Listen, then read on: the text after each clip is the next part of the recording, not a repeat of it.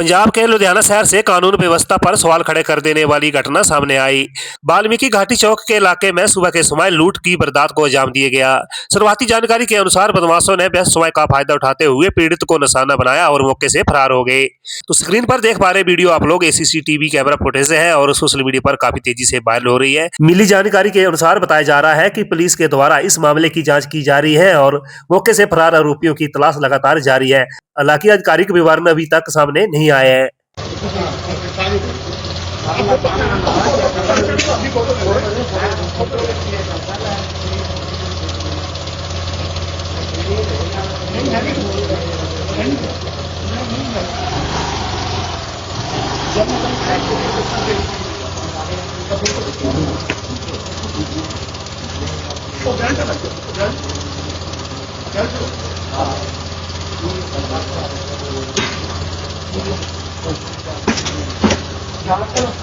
चलो